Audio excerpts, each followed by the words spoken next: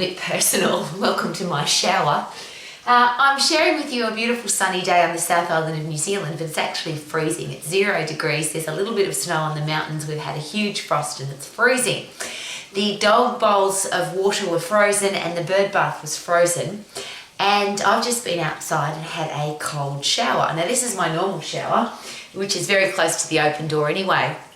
But I always, if I've been out in the garden, I have a hose shower, cold. If I have a normal shower, I also have a cold shower. I have never started a shower since the day I think the first shower I ever had was cold at the start and cold at the end. I'm sharing that with you because it's the first time in history where fashion and fad has connected itself with a normal habit that I've had. And I have a bit of a giggle because it's really popular now to have cold showers and ice baths and go swimming in the cold, freezing. And there's a big event coming up in the South Island of New Zealand where people swim in the ice water in the middle of July, in the middle of winter. And there's all sorts of reasons for doing that, but the big one is it speeds up your metabolism, it's good for anti-aging, it's anti-inflammatory. You should do it because it's good for pumping epinephrine, adrenaline and cortisol into your body. I'm getting all excited because this is the passion and enthusiasm that people are sharing with me. Rowie, you should have an ice bath. Rowie, you should have a cold shower. Rowie, you should go swimming in the freezing cold water. It's really good for you. And that's why I'm giggling. Because this has been my life since I first started showering. My mother came from Germany and she would always have a cold shower. I'm not sure whether she had to because there was no hot water. My mother died peacefully in her sleep at 98 years of age. So maybe when she was growing up there was no hot water, I don't know. But it was just a normal thing at our house. You had a cold shower to start with, then you had a warm shower, and then you had a cold shower to finish. I will share with you, interestingly, yes, my mother passed away peacefully in her sleep at 98 years of age, years young, and she had beautiful skin. And one of the things she used to say to me is if you shock your system, if you shock your skin, then the pores will close up and you'll have fresh, clear, crispy, beautiful skin. Now, I don't know where that scientific research came from 60 years ago, but that's what my mother shared with me, and it's just been a habit in my life. And now it's really fun to hear, Rowie, you should have a cold shower, Rowie, you should have an ice bath. And the really fun thing is that people are buying ice baths. They're spending $4,000, $5,000 on a bath that they can fill up with ice. Now, I think it's pretty funny because you could probably go to the tip and pick up an old bath and fill it up with bags of ice that don't cost very much, and that whole process could be very inexpensive. But why do we follow fashions and fads, and where do we get the information from? So I'm not going to tell you that having an ice bath increases your metabolism, because it makes sense that it probably would, because when you get into an ice bath you go and that must shock your body, which then may increase your metabolism because your body goes, she's trying to kill me. So epinephrine, adrenaline and cortisol would probably start pumping. But from personal experience, from 60 years, once you get used to having a cold bath, having a cold shower, today it was under the hose, and I had to change the hose head because the hose head was frozen. That's how cold it was. But I'm so used to it now that it doesn't feel cold anymore. So I don't get that adrenaline shock anymore. And isn't that what life's all about? We get used to stuff. That's why you've got to keep getting fitter and stronger. That's why you've got to keep lifting heavier. You've got to keep pushing harder when you get puffed. Because if you don't overload your body, then you don't get the results that you want.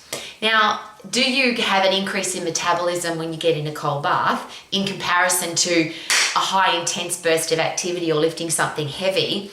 I don't know the answer to that. I think it's different for everybody. And here's the common sense part of that.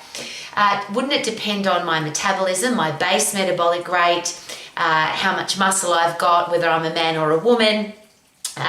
There's a whole heap of things that determine how fast we burn calories and why we burn calories.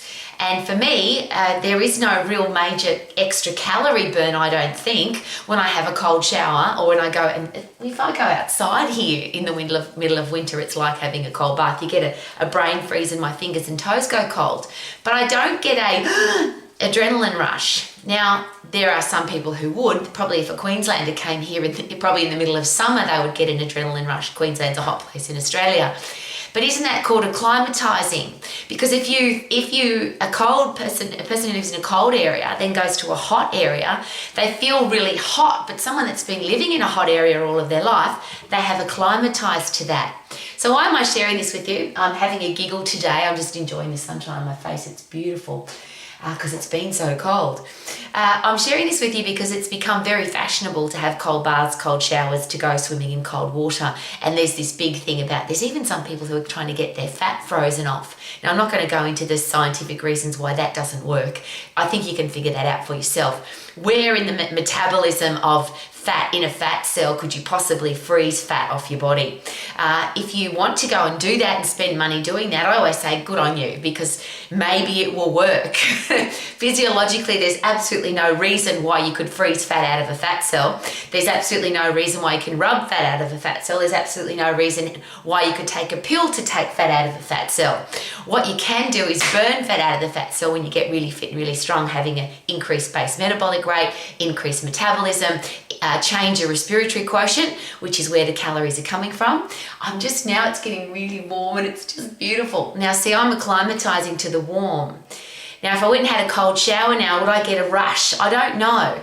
And if I get a rush, if I get an adrenaline rush, and people say, well, that increases your metabolism, I would like to know by how much, how many calories, does it make a difference? Does that mean you can eat another piece of chocolate every day, or you're going to lose weight because you have a cold bath?